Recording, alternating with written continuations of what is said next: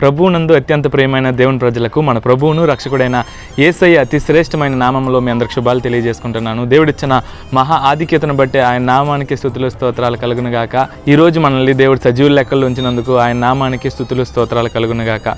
దేవుడు మన కోసం ఈరోజు ఏర్పాటు చేసిన వాగ్దానం ఏమనగా సామెతల గ్రంథము 16వ అధ్యాయము 7వ వచనము.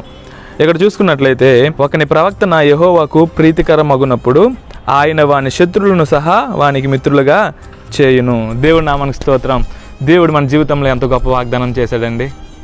ఒకని ప్రవక్తనంట దేవునికి ఎప్పుడైతే ప్రీతికరంగా ఉంటుందో అప్పుడంట దేవుడు తన శత్రువుల్ని కూడా తనకి మిత్రులుగా చేస్తాడంట. మనం ఈ లోకంలో అనుకుంటాం మన శత్రువులు మనల్ని పొగడాలని, మన శత్రువులు మనల్ని మెచ్చుకోవాలని, మనం ఏ పని చేసినా మన శత్రువులు కూడా మనల్ని పొగిడితే బాగుండని మనకి అనిపిస్తుంది. దేవుడు అంటున్నాడు, నీ ప్రవక్తను ఎప్పుడైతే బాగుంటుందో, నీ ప్రవక్తను ఎప్పుడైతే దేవునికి ఇష్టంగా ఉంటుందో, నీ శత్రువులు కూడా నిన్ను మెచ్చుకునేటట్టుగా దేవుడు చేస్తాడు.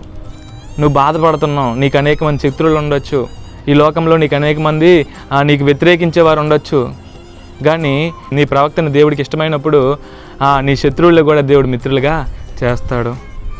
వాళ్ళు నీ గురించి ఆలోచించేటట్టుగా చేస్తాడు. ఒక శత్రువుకి మనం ఎంత మేలు చేసినా అది మేలుగా అనిపించదు. మనము దేవునికి నచ్చినట్టుగా మనం నడిచినట్లయితే శత్రువు మనల్ని పొగిడేటట్టుగా దేవుడు చేస్తాడు, శత్రువు మనల్ని అభినందించేటట్టుగా దేవుడు చేస్తాడు. ఎంత గొప్ప దేవుడు అండి! ఎంత మంచి వాగ్దానం దేవుడు నీకు నాకు ఇచ్చాడు.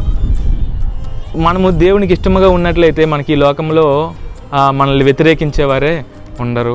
నువ్వంటే నచ్చని వాళ్ళ దగ్గరికి వెళ్ళిపోయి నువ్వు మంచి అయిపోవాలని చెప్పేసి నువ్వు ఎన్ని ప్రయత్నాలు చేసినా వాళ్ళని ఈ లోకానుసారంగా నిన్ను తిరస్కరిస్తారు, ఈ లోకానుసారంగా నిన్ను ఇష్టపడరు.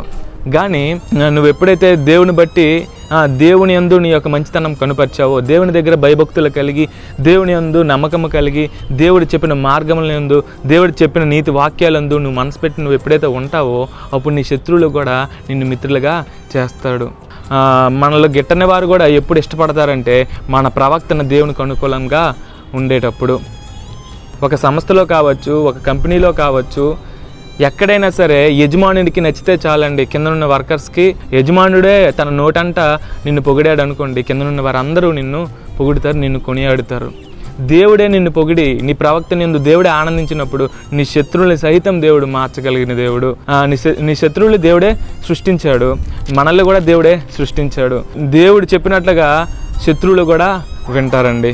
కాబట్టి మనము ఈ లోకాన్ని చూసి లేకపోతే ఎవరినో చూసి మనం భయపడిపోకూడదు. ఈ లోకంలో వారి కోసం మన ప్రవక్తను మనం మార్చుకోవడానికి ప్రయత్నించుకోకూడదు, కానీ వాళ్ళకు అనుకూలంగా మనం మార్చుకోవడం కాదు. కానీ దేవునికి అనుకూలంగా నువ్వు జీవించేటప్పుడు, నీ ప్రవక్తను దేవునికి అనుకూలంగా ఉండేటప్పుడు, దేవుడు నీ యందు ఆనందించేటప్పుడు, దేవుడు నీ యందు సంతోషించేటప్పుడు నీ శత్రువులు కూడా నీకు మిత్రులుగా అవుతాడు. దేవుడు ఈ వాక్యాన్ని దీవించడానికి ఒక చిన్న ప్రార్థన చేసుకుందామండి.